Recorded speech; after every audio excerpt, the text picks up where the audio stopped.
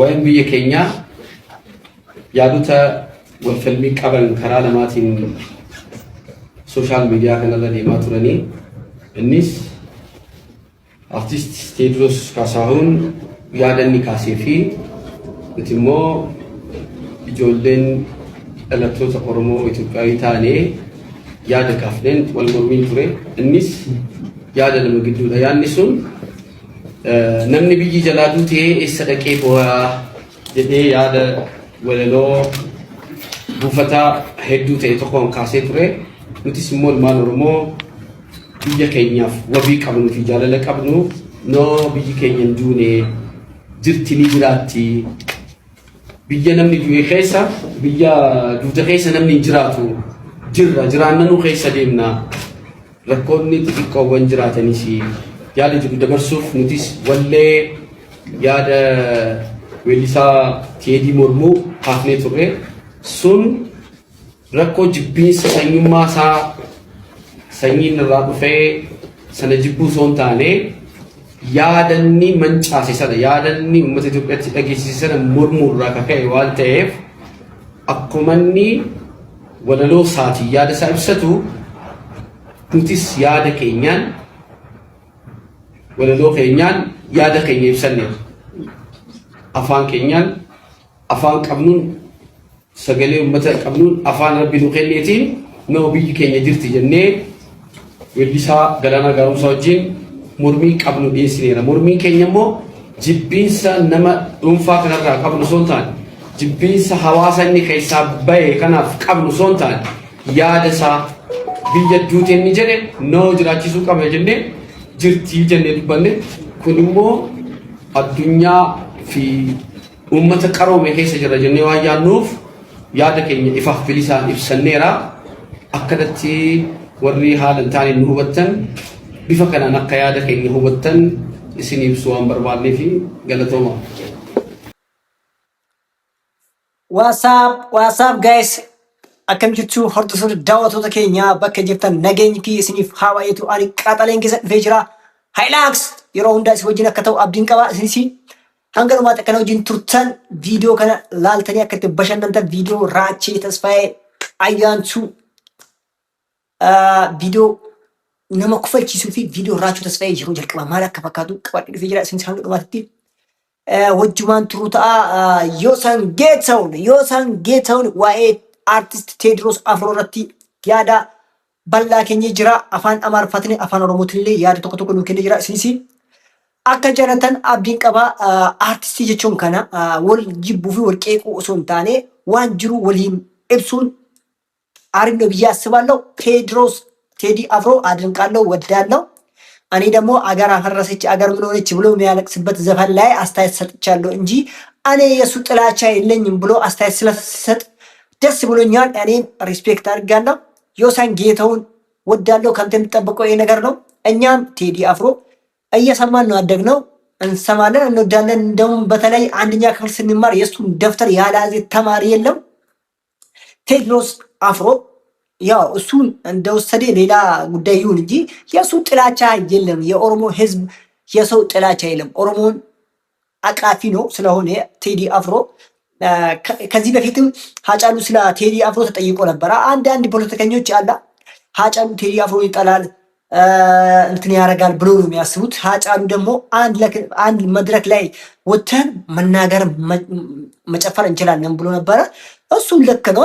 ተጨማሪ ቴዲ አፍሮ ምንም ኦሮሞ ህዝብ የነካ ነገር የለም። የራሱን ዘፈን ነው የራሱን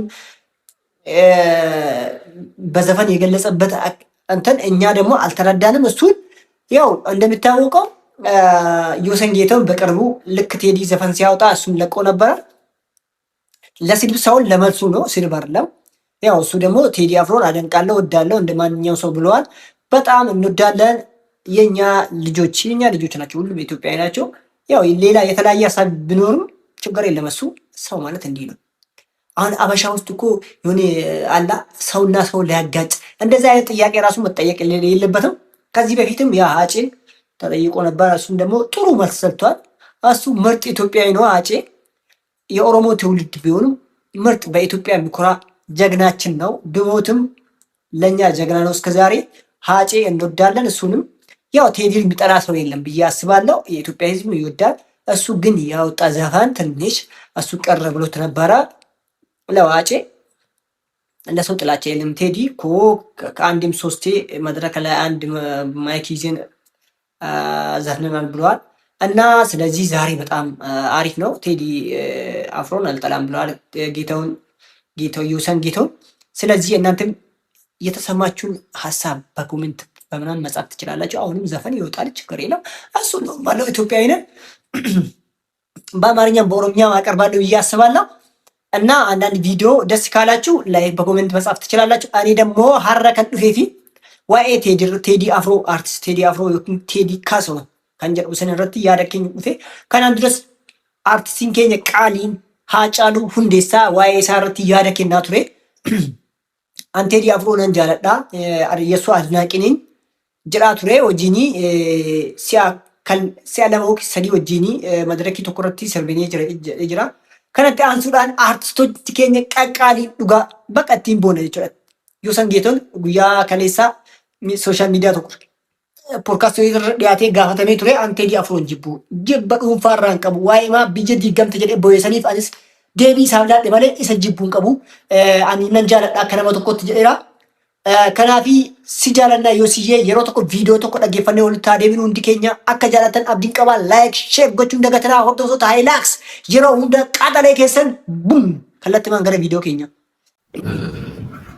አርቲስት ቴዎድሮስ ካሳሁን ስለ ሀገሩ በተረዳ ነው።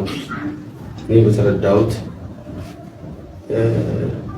ሀገር የሞተችበት የት ሄዶ ያለቅሳል ሲል መቼም ኬንያን እንዳላለ፣ ሱዳንን እንዳላለ፣ አሜሪካን እንዳላለ ሁላችንም ማስተዋል እንችላለን። እኔ ደግሞ ልክ ብዕሯ እንደፈቀደችልኝ ኪነጥበቡ ለሱም እንደፈቀደችው ለኔም ስለምትፈቅድ ሀገሬ አልሞተችም አለች ትኖራለች ማለቴ ያስቀየማቸው ሰዎች አሉ። እኔ ከቴዲ ጋር ምንም አይነት የግል ጉዳይ የለኝም። እንደማንኛውም ቶሌ ወልት ደብነ ጅራ ሆርዶስቶታ ኬኛ ሀራ ስርባ ዩኤኖ ራቹ ተሳይ የሮ ሲንጀልቀባ ስርባ አማያ ስርባ አዳ ጋር አማያት የሮ ጅጅርቱ ወጅማን ላለ ወልት ደብና አከበየነ ተብላልከ ለጥ ባቀም ይደብኝ አካም አጋከሰን ሀራ ሆጂት ገለራና ሀራ ካስኒ ማሊያኒራ ሲርባ ኦሮሚፋ አመየሱ ኢሳን ከና ዱራባን ፊኔ አሲቲ ሀለ ሚጀታተን ሀለ አመ ላይክ ጄኔሬሽን አመ ጅሩፍ አከተውት ጎኒ ኒ አመየስና ጀቹ ከና ፋራፍ ሲርባ ሰከም ሰሌክት ጎኒ በዳጃርሱ ያለገጊቢ ወላኛ ቱማልቱ ኑድቤ ኢሳ ኒ አመየስና ጀቹ እና ጀልቀቡፍ ቶክ ለም ሰድ በዳጃርሱ ያለገጊቢ ወላኛቱ ማልቱ ኑድቤ ወላኛቱ ጀሪ ቶኩማ ሾሌ ያሽመላከው በዳጃርሱ ያለገጊቢ ወላኛቱ ማልቱ ኑድቤ ራቹ ተስፋዬ ትሪደንት ኦሮሞ ያትሬ ኩርባን ኩኒ ፈመሱዳፍ ሆንቲ እንንጎን ጅሩ ቶሎ አከነ ቶለት ዱፉ በር ፈመሱ የቾኒ ስግጥ ፈምሲን ቶለት ዱፉ የቾ ዋን ቦአ በይኬሰ ደበርቴ ዱፌ ራቹኒ ሲ ኤስኒሲ እረትላልና ኮሜንቲ ተኮተኮ ማልጀዳ ሴታ እንዴ መቃ አርቲስቲ ካንቲ ማይራ ቱራኒ ኮሜንቲ ራቲ ቆሳ ጅራኒ ራቺን ወንቲ እንንጎን ጅሩ ከናፊ ሆርቶሶ ኬኛ ኤስኒሲ ዮ ለፋተን ዮ ትጣርተኒ ሆንቲ ታን ጅሩ ከናፊ ኡፍ ደንደው ደንዲሰን ኤስኒሲ ዋኤ ነማ ዱበቹራ ነማ አረሱ ነመቀ ቁራ ኦሶ ያደ ከሰነረት ወጂ ከሰነረት ደንዴቲ ከሰን አገርቲተኒ ኡመተ ከናፊ ኤስኒስ አከሳ ፈመስተኒ ጅሬኛ ጋሪ ጅራቹ ደንዲሰን ሲንጀዳ ወዶሶ ተከኛ አመሲ ታንሴ ቪዲዮ እንተል ቀዳዳን እንተል አፉፍቱን ተከሚ ደረባቴ ዱበተካ ወሉማላላ አያንቱ ይምቲ ኡፍ ከሳ ነርጡተና ነቂ ኤስኒስ ወጅማ ላለው ደብና አንዱ ጋሲቲ ሙዳፊ ዱበርቲ አከና ቀዳዳ አርገን ቤኩ ዱበርቲ አፉፍቱ ከና አርገን ቤኩ ማጂት ሚደረት ባቴ አኒ አካሲ አኒ ዱበርቶን ኬኛ ወንተ ከና ረፍ ስለኝ አፉፍና ሶሻል ሚዲያ ረቶ ፉለ ካሜራ ረባተን ኡፍ ከሰን ነቂና ወንተኛን አልበይና ከና ወጥቶ ኬኛ ላለው ትዲያና Dhaloonni koo boqojjiidha. Boqojjiitiin dhaladhe Arsii. Arsi boqojjii burqaa atileetota. Burqaa atileetotaatti. Atileetan taane malee. Atileetii fiigaa marta garuu karaa jireenyi kun fiigicha. Fiigicha. Galma ga'uu barbaaddu qabda waan ta'eef amma atileetii waan isaan godhan meetiroon 10,000 yeroo fiigan keessumaa amma utaalchoonni gufachiisaa kunis jiran. Bu'aa bahii jireenyaa kana fakkaata argite inni fiiguu irra utaaluun fiiguu irra utaaluun kofuu hin ka'u. Waan barbaadan galma isaanii sana immoo milkeeffatu. Egaa boqojjii miilaan qofa miti waan adda addaadhaan fiiguu hin danda'amu miti aartiidhaan isa ta'u jaartiitiin. Isaan miilaan fiiguu ani jiruudhaafan fiigaa. As dhiyeenya kana sirbaa keessumaa kan Adam Muhammad intala mootii jedhu kilipii baay'ee bareedaa ture sirba Jimmaa achirratti si argin ture. Jimmaa deemtaniiti natti fakkaata. Jimmaa deemneeti. Achumatti waraabame. Achumatti Jimmaatti waraabame. Kan jalqabaa keeti Jimmaa deemu. Tole walitti deebinee jirra. Maal jechuu barbaade? Intalli kuni arrabamtee jirti waan baay'atate garuu aadaa uummanni Oromoof keessa uumalle nama arrabsu koomintii nama arrabsu nama qeequrra garuu yaada isa namarraa osoo fudhatti ni gaariidha. Garuu intalli kama arrabamuu qabdu intalli qadaadaadha. Afuuftuudha. Kanaaf hordoftoota daawwattoota keenya intala qadaadaa kana hin arrabsinaa bakka waan barbaadaa iyyituu haa hojjettu. Hin afuufti garuu dubartoota afuuftuu baay'eetu jira. Kanaaf nutis maal gochuu qabna namoota afuuffan kana arrabsuu hin qabnu.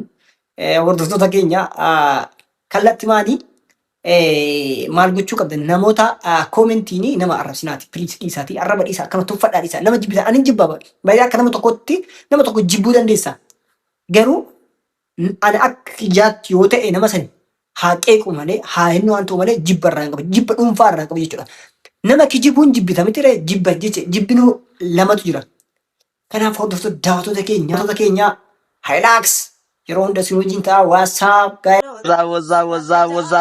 wazaap fudhatteettamoo fakkaata sagaleen kee sirrii miti maanni wazaas deshaallabo fayyaana ta'a sin jaaladha sin kabaja